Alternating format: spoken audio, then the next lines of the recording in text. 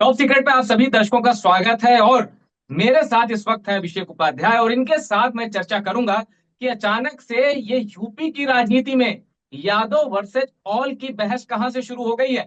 तो बगैर देर करते हुए सीधा मेरा पहला सवाल अभिषेक उपाध्याय जी से यही है कि अभिषेक जी, ये यादव वर्सेज ऑल की राजनीति अचानक कहां से शुरू हो गई है यूपी में। मधुर, ये अचानक नहीं शुरू हुई। ये बीजेपी के लिए मजबूरी हो गई है। 2027 का चुनाव अगर बीजेपी को जीतना है तो बीजेपी के लिए इकलौता यही चारा है। देखिए, पिछले 8 साल हो गए हैं बीजेपी को यूपी की सत्ता में। इन 8 सालों में गोमती में बहुत पानी बह गया है। बीजेपी ने जब 2017 में पहली बार बीजेपी सत्ता में आई थी तो उसने यही किया था कि नॉन यादव सारे ओबीसी को बीजेपी ने एकजुट किया था, और वो एकजुटता उसको असर ऐसा की कि 325 सीटें आ गई। लेकिन 8 सालों में ये बहुत कुछ बिखरा है। अभी आपने लोकसभा का चुनाव देखा मधुर, किस तरह से उसमें ये कुर्मी वोट बीजेपी को काफी कम मिले। शाक्य, सैनी, कुशवाहा, राजभर, ये सारे वोट का इनका फ्रेगमेंटेशन होता गया है। ये सब बट रहे हैं। तो बीजेपी का ये तो कोर एजेंडा रहा है कि इन जो जो नॉन यादव ओबीसी उनको इकट्ठा करना, वो उससे छिटक रहे हैं। और इसमें एक बात मैं आपको और बताऊं मधुर, यहां पर एक चीज और है। देखिए कि बीजेपी, जो मैंने आपसे पहले कहा था कि बीजेपी लगातार ये कोशिश कर रही है। आपको याद होगा योगी आदित्यनाथ ने विधानसभा में एक बयान दिया था जिसमें उन्होंने कहा कि समाजवादी पार्टी की सद्भावना ट्रेन अब हम दिखा दे रहे हैं कैसे चल रही है। मामला क्या था? लखनऊ के एनवाई की ओर इशारा था उनका। एकदम लखनऊ में गोमती नगर के पास में एक छेड़छाड़ का मामला सामने आ गया था। आपको याद होगा, एक महिला के साथ में छेड़छाड़ हुई थी, बारिश का दिन था, और उसमें कई आरोपी, 1 दर्जन से ज्यादा आरोपियों के नाम आए। लेकिन योगी आदित्यनाथ ने विधानसभा में सिर्फ 2 नाम लिए। एक नाम लिया यादव का और एक नाम लिया मुस्लिम का, बाकी किसी का नाम नहीं लिया, और कहा देखिए ये इनकी सद्भावना ट्रेन है। तो ये लगातार ये कोशिश की जा रही कि यादव को निशाने पर लो और बाकी को जोड़ो, क्योंकि यही तो उनका गेटवे है चुनाव जीतने का। मधुर। जी, और एक 2 साल पुराने एक स्टेटमेंट मैं कोट करता हूं ओम प्रकाश राजभर का। आप मुझे ये बताइएगा, क्या ओम प्रकाश राजभर का ये स्टेटमेंट उन्होंने दिया था अपनी मर्जी से, या फिर यादव वर्सेज ऑल की जो पॉलिटिक्स हो रही है, या 27 में हम जिसको देखने वाले हैं यादव वर्सेज ऑल की पॉलिटिक्स, उसकी ओर पूरा ब्लूप्रिंट उसका तैयार हो चुका है, जिसके तहत ओम प्रकाश राजभर ने 2 साल पहले एक बयान दिया था। मैं आपको वो बयान पढ़ के बताता हूं। ओम प्रकाश राजभर ने कहा था कि अहिर की बुद्धि 12 बजे खुलती है, अखिलेश यादव अपनी बुद्धि खोल लें। यूपी में अखिलेश यादव ने वो बीज बो दिया है कि अब कोई भी यादव कभी मुख्यमंत्री नहीं बन पाएगा। यादवों ने पटेल, मौर्य, चौहान, बिंद, निषाद और राजभर का हक छीना है। ये स्टेटमेंट क्या कहता है? देखिए, ये संयोग नहीं है मधुर, ये प्रयोग है। और मैं आपसे कह रहा हूं कि बीजेपी और बीजेपी की एलआई लगातार इसी पिच पर वो फसल बोने की तैयारी में है। और 2027 में ये बड़ी चुनौती, ओम प्रकाश, आपने ओम प्रकाश राजभर का नाम लिया, मैं आपको बताऊं उनके लिए बड़ी चुनौती है। अभी जो लोकसभा का चुनाव हुआ है उसमें उनके बेटे अरविंद राजभर चुनाव हार गए। उन्होंने इस लोकसभा के चुनाव में जो उनको टिकट दिलवाया था राजभर ने, ओम प्रकाश राजभर ने, तो ओम प्रकाश राजभर की पूरी सोच यही थी कि अरविंद राजभर को उतार देंगे और ये सीट हम जीत लेंगे, मऊ की जो सीट थी। लेकिन वो चुनाव हारे। और चुनाव जब हारे, राजीव राज बीजेपी के जो समाजवादी पार्टी के जो राजीव राय हैं, उनसे वो चुनाव हार गए। और जब वो चुनाव हारे मऊ जिले की सीट से, तो उसी समय ये तय हो गया कि देखिए ये जो बीजेपी का फार्मूला था कि नाम यादव को जोड़ने का, वो छिटक रहा है। क्योंकि वहां पर क्या हुआ, चौहान वोट बीजेपी को नहीं मिल पाए, राजभर वोट भी बीजेपी को नहीं मिल पाए। और जब राजभर और चौहान नहीं मिले तो उसके बाद भूमिहार, ब्राह्मण और छत्री, ये सारे वोट भी हल्का हल्का खिसक गए और बीजेपी बुरी तरह से हार गई। तो उनको तो यही बीजेपी का बेस और फाउंडेशन मेंटेन करना है कि हम किसी तरह से नाम यादव को जोड़ते रहें। क्योंकि आप देखिए 2022 का चुनाव याद कीजिए मधुर, 2022 के चुनाव में भी बीजेपी को पूर्वांचल में खासा नुकसान हुआ था। 325 सीटों से गिर करके अगर वो 255 पे आई तो एक बड़ा उसका उसका जो माना गया कि जो डिक्लाइनिंग ग्राफ है, उसका एक बड़ा महत्व हुआ पूर्वांचल में जी एक बिल्कुल। तरफ और से, चाहे आजमगढ़ में आजमगढ़ की जीरो, बात करें, मऊ की बात करें। आजमगढ़ में जीरो, समाजवादी पार्टी 10 में 10 सीट। हाँ, बिल्कुल जी। बिल्कुल। इसी तरह से आजमगढ़, मऊ, गाजीपुर, जौनपुर एकदम ऐसा लगा कि जैसे कोई लहर चल रही हो और बीजेपी साफ होती जा रही है। तो यही जो नॉन यादव का मोबिलाइजेशन था, ये छिटक गया है। और इसके छिटकने की एक बड़ी वजह मानी जा रही है कि यूपी में एक बात और मधुर चल रही है कि यहाँ पर एक जाति विशेष की सरकार के आरोप लग रहे हैं कि यहाँ पर ठाकुरों की सरकार चल रही है। तो ये जो ठाकुरों की सरकार का आरोप है, ये बीजेपी का जो OBC non Yadav OBC vote bank है, ये उसको छिटका रहा है। ये बीजेपी का जो नॉन जाटो दलित वोट बैंक है, ये उसको छिटका रहा है। तो बीजेपी वाकई बहुत परेशानी में है कि यही उसने फार्मूला निकाला था। प्रधानमंत्री मोदी जब 2014 में ये हुआ कि वो बनारस से लड़ेंगे, तो उसके बाद इसी फार्मूले का अमित शाह ने इस्तेमाल किया था, सारे नॉन यादव ओबीसी को इकट्ठा कर लो। और अब वो बिखर रहे हैं, इसलिए बीजेपी को वाकई चिंता है कि 27 बीजेपी मधुर हार जाएगी अगर ये नहीं इकट्ठा कर पाए नॉन यादव। और अभी ये बिखरा हुआ है, ये सच्चाई है। पैनिक है बीजेपी के अंदर, वो पैनिक के मूड में है। और आपकी बात को मैं थोड़ा एक एक्सटेंशन देता हूं।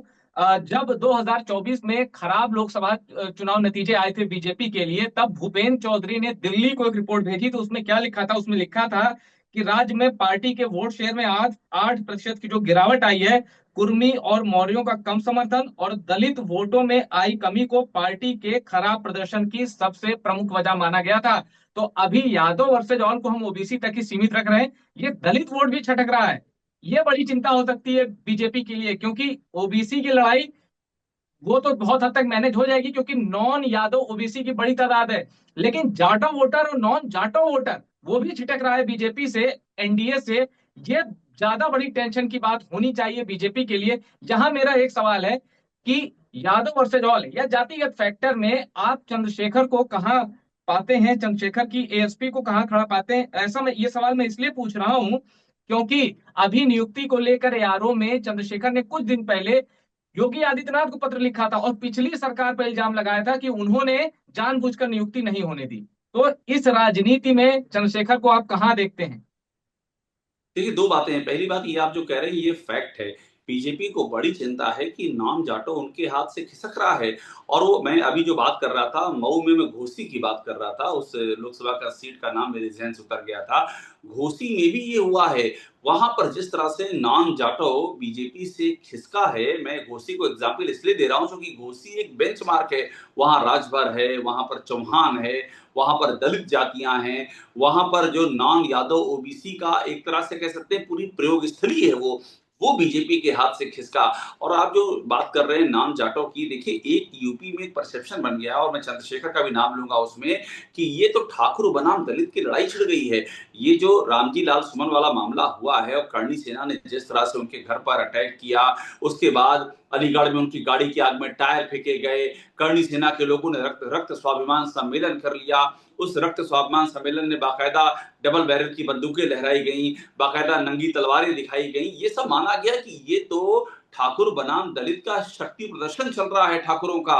और वहीं पर चंद्रशेखर की जो भीम आर्मी है, आप याद कीजिए, अभी आगरा में भीम आर्मी ने प्रदर्शन करने की कोशिश की थी और वहां पर क्या हश्र हुआ था, तस्वीरें गवाह हैं। किस तरह से भीम आर्मी के लोगों को आगरा पुलिस ने पकड़ा था, किस तरह से उन पर बल प्रयोग भी किया गया था, सारी तस्वीरें हैं। तो चंद्रशेखर को इस बात का अंदाजा है, उनको यह मालूम है कि जो वोट चंक बहन मायावती का बीजेपी खींच करके ले गई थी, वो उनको अपने हिस्से में लेना है। उनका पूरा का पूरा अस्तित्व ही यहीं पर है। क्योंकि देखिए, बीएसपी की जो स्थिति है, बीएसपी का ऑलरेडी यूपी में जनाधार बहुत कम रह गया है। एक भी, सिर्फ एक विधायक है, सिर्फ एक विधायक है। लोकसभा में कोई नहीं, राज्यसभा में कोई नहीं, बीएसपी साफ है। अभी जो हाल में उपचुनाव हुए हैं 10 सीटों पर, उसमें 3 सीटें ऐसी थी जिसमें कि आजाद समाज पार्टी ने बीएसपी को पीछे छोड़ दिया। तो चंद्रशेखर के सामने 2 चुनौती। पहली ये कि बहन मायावती से जो उन्होंने खींचा है उनका वोट बैंक, वो बरकरार रखना। दूसरा, ये जो बीजेपी खींच ले गई है, ये जो नॉन जाटो है, वो चंद्रशेखर को उसमें सेंध लगानी है। अगर सेंध लगा पाएंगे तभी उनका सपना पूरा होगा बीएसपी के पैरेलल खड़ा होने का। और अगर सेंध वो नहीं लगा पाएंगे तो ये माना जाएगा कि धूमकेतु है, धूमकेतु अचानक से उभरा और अचानक से गायब हो गया। तो स्टेक्स चंद्रशेखर के लिए भी बहुत हाई है मधुर। हालांकि जिस तरह से वो ग्राउंड पे एक्टिव रहते हैं, उस हिसाब से धूमकेतु वाला मामला मुश्किल लग रहा है, क्योंकि वो एक्टिव रहते हैं, संगठन विस्तार में लगे हैं। इस हिसाब से ये देखा जाए कि मायावती जिस हिसाब से एक्टिव हुई, प्रेस कॉन्फ्रेंस की अभी ट्वीट कर दी थी, प्रेस कॉन्फ्रेंस पे आई है, मायावती का एक्टिव होना यानी आपके लिहाज से बीजेपी के लिए फायदेमंद है, ये समझा जाए? अगर बीएसपी अच्छा देखिए बहन चुनाव जी, में प्रदर्शन देखिए, करती है तो सीधा फायदा बीजेपी को हाँ, है, क्या ऐसा है? मैंने तो देखिए बहन जी की सरकार देखी है 2007 की मधुर, जब बहन जी फुल फ्लेश मेजोरिटी से सत्ता में आई थी। बहन जी की उस सरकार को मैंने देखा है, मैं उसमें यूपी में ही, लखनऊ में ही पोस्टेड था, और किस तरह से बहन जी ने एक नया समीकरण पैदा कर दिया था, जिसमें कि नारा लग गया था कि हाथी नहीं गणेश है, ब्रह्मा विष्णु महेश है। तो बाकायदा उस समय ब्राह्मण को जोड़ दिया था, दलितों को जोड़ दिया था, मुस्लिम आ गए थे, कुछ ओबीसी का चंक ले लिया था और सत्ता में आ गई थी। तो बहन जी तो चमत्कार करती आई हैं, 4 बार यूपी की सीएम रह चुकी हैं, और वो कब चमत्कार कर दें इसका किसी को कोई ठिकाना नहीं। देखिए उनका जो वोट बैंक है उसको समस्या सिर्फ इतनी है कि उनके वोट बैंक को लगता है कि बहन जी अब सक्रिय नहीं रह गई हैं, अब किसको वोट दें, हमारा वोट बेकार हो जाता है। दलित के साथ में, जाटव के साथ में कोई और तो आए। मुसलमान, आप सोचिए इस लोकसभा में 92% मुसलमानों ने कांग्रेस को और सपा को सपोर्ट कर दिया, 92%। बसपा को किया सिर्फ 5%, 2% बीजेपी के हिस्से में आए और 1% अन्य के हिस्से में आए। तो जब 92% का चंग चला जाएगा समाजवादी पार्टी या कांग्रेस के खेमे में, तो दलित क्यों वोट देगा बहन जी की पार्टी को, कि अपना वोट बेकार करना है क्या? लेकिन अगर बहन जी एक्टिव हो गई, वो एक्टिव क्यों नहीं है, ये भी बड़े रहस्य का विषय है कि बहन जी अचानक से इतनी पैसिव क्यों हो गई है। सक्रियता जो हम लोग ने देखी है उनकी सरकार 2007 से 12 लखनऊ में देखा है मैंने, जो उनकी एक्टिवनेस देखी है, अगर वो लौट आती है मधुर, अगर बहन जी वैसे ही एक्टिव होती हैं और आकाश खान को जो उन्होंने एक्सपेरिमेंट कर रही हैं, लॉन्च कर रही हैं, फिर विड्रॉ कर ले रही हैं, फिर लॉन्च कर रही हैं, अगर वो स्टेबलाइज कर लेती हैं, तो मैं आपको दावे से कह रहा हूं कि बहन जी आज भी बड़ी ताकत हैं। बहन जी को हल्के में लेने की गलती कोई नहीं कर सकता है। वो बीजेपी की तरह ओपनिंग ही एक अच्छे खासे नींव से करती हैं। एक पूरा का पूरा वोट बैंक दलित और मुस्लिम की नींव उनको बैठी बिठाई मिल जाएगी, अगर उनको ये यकीन हो जाए कि बहन जी 27 में सरकार बना सकती हैं। जी, और अभी 9 जून को, चूंकि 4 जून को नतीजे आए थे, 9 जून को नरेंद्र मोदी ने कार्यभार संभाला था, और 9 जून को 1 साल और हो जाएगा, तो 11 साल हो जाएंगे नरेंद्र मोदी के प्रधानमंत्री कार्यकाल को।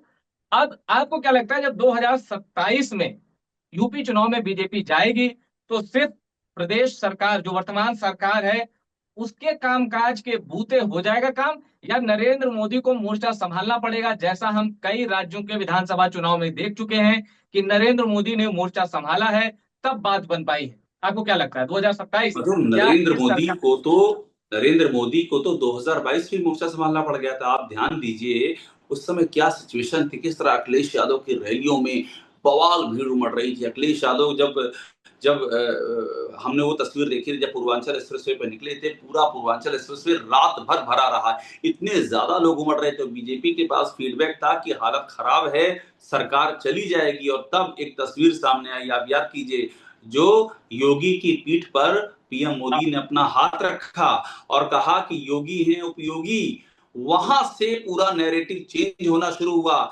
योगी आदित्यनाथ के कंधे पर तो ये सरकार 2022 में ही लग रहा था कि गई, डूब गई, लेकिन वहां से पीएम मोदी ने नैरेटिव चेंज किया। और नैरेटिव चेंज करने की एक बात और मैं आपको बताऊं जो बड़ी इंपॉर्टेंट बात रही, उन्होंने, आप देखिए सरकार का जो कॉम्बिनेशन 17 से 22 रहा, उसमें पूरी कोशिश की कि जो नॉन यादव ओबीसी हैं, नॉन जाटव दलित हैं, उनको उनका उनका पूरा का पूरा उनको दिया जाए, उनको ड्यू उनका दिया जाए। 2000, याद कीजिए, 22 में केशव मौर्य चुनाव हार गए, इसके बाद भी उनको डिप्टी सीएम बनाया गया ताकि ये मैसेज ना जाए। तो लगातार बीजेपी का केंद्रीय नेतृत्व तो उस फार्मूले को वर्कआउट करने की कोशिश कर रहा है कि जो आपने शुरू में कहा कि नॉन यादव को जोड़ो, लेकिन योगी आदित्यनाथ की जो कार्य करने की शैली है, इसका, आपने अभी मुझसे कहा कि एक रिपोर्ट लोकसभा में हार के बाद बीजेपी ने सौंपी थी, 15 पन्ने की रिपोर्ट, मैंने उसको, इसके पहले जहां मैं काम करता था वो रिपोर्ट मैंने ही टीवी में ब्रेक की थी, और मैंने पढ़ा उस रिपोर्ट में बाकायदा लिखा हुआ है कि बीजेपी का कोर वोट बैंक खिसक गया है। ये लिखा हुआ है कि पेपर लीक हो रहे हैं, ये लिखा हुआ है कि वहां पर प्रशासन किसी की सुन नहीं रहा है, जातिवाद चल रहा है, एक जात की सरकार चल रही है, और ऐसे में वो कोर वोट बैंक खिसक रहा है। तो ये तो बीजेपी को भी चिंता है कि अगर केंद्र ने इंटरवीन नहीं किया, और मैं आप याद कीजिए, बीजेपी के अपने ही विधायक जो बदलापुर से आते हैं, जौनपुर से, रमेश चंद्र मिश्रा, उन्होंने यही बयान दिया था लोकसभा के बाद कि अगर केंद्र हस्तक्षेप नहीं करेगा तो हम 2027 में सरकार नहीं बना पाएंगे। केंद्र तत्काल हस्तक्षेप करे तो बीजेपी की पूरी संभावना ही दिल्ली पर टिकी हुई है। अगर दिल्ली को माइनस करते हैं तो आज की तारीख में जो बीजेपी की अपनी संगठन के पास जो फीडबैक है, उनके पास 100 सीटें भी बमुश्किल आ रही हैं। अब मेरा आखिरी सवाल इस चर्चा का, उसके बाद चर्चा क्लोज करेंगे।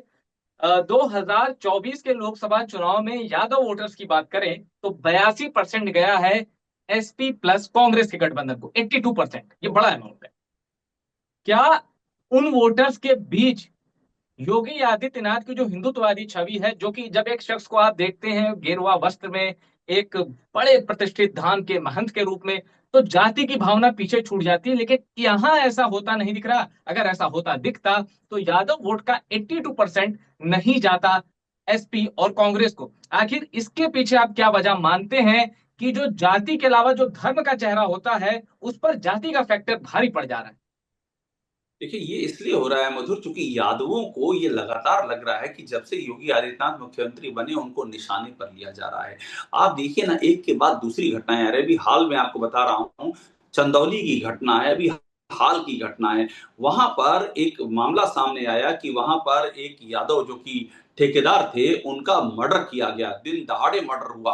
और उसमें ये जानकारी मिली कि उनको जो सुरक्षा दी गई थी, उनको जान का खतरा था, उनके ऊपर कई आपराधिक मुकदमे भी थे, वो सुरक्षा वापस ले ली गई। और सुरक्षा वापस लेने के बाद उनको गोली मार दी गई। उसमें एक एमएलसी का नाम आया, योगी जी के स्वजाति एमएलसी। सीधा आरोप लगा कि योगी आदित्यनाथ शह दे रहे हैं, इस तरह का आरोप लगा। मैंने आपको याद दिलाई विधानसभा में, जब बाकायदा यादव का नाम योगी आदित्यनाथ ने ले लिया, सिर्फ 2 नाम लिए, यादव और मुस्लिम, जबकि उसमें कई जातियों के आरोपी शामिल थे, जो गोमती नगर की छेड़छाड़ कांड वाली घटना घटी थी। तो यादवों को लगातार लग रहा है कि हम निशाने पर हैं, हमको तो निशाने पर लिया जा रहा है, हमारे काम नहीं होते हैं। उन्होंने जो दौर देखा है 2012 से 2017 का दौर जी देखा है, वो तो गोल्डन पीरियड था। और उसके बाद उन्होंने वो दौर भी देखा है जब गांव गांव में इस बात को लेकर चर्चाएं हैं कि आप यादव हैं तो आप निशाने पर हैं। तो इसलिए वो मोबिलाइज हो रहे हैं पूरी तरह से। लेकिन देखिए, अखिलेश यादव को यह भी समझ में आता है कि यादवों के दम पे सरकार सिर्फ नहीं बन पाएगी। आप देखिए, उन्होंने लोकसभा के चुनाव में सिर्फ अपने परिवार के यादवों को वोट दिए, उसके को टिकट दिया, और किसी को टिकट नहीं दिया।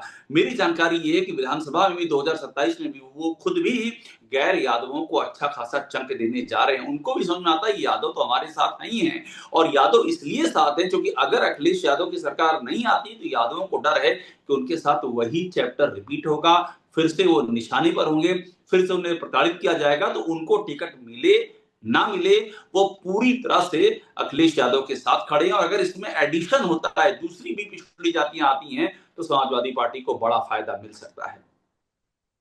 तो ठीक है, बहुत बहुत शुक्रिया जुड़ने का। और टॉप सीक्रेट पर इस रिपोर्ट में, इस चर्चा में इतना ही। लेकिन कमेंट करके जरूर बताइएगा कि 2027 के चुनाव में उत्तर प्रदेश में किस पार्टी की सरकार बनेगी, और 2027 में किस नेता को आप यूपी का मुख्यमंत्री पद की शपथ लेते हुए देखेंगे। कमेंट करके अपनी राय बताइएगा। टॉप सीक्रेट को सब्सक्राइब कर लीजिएगा।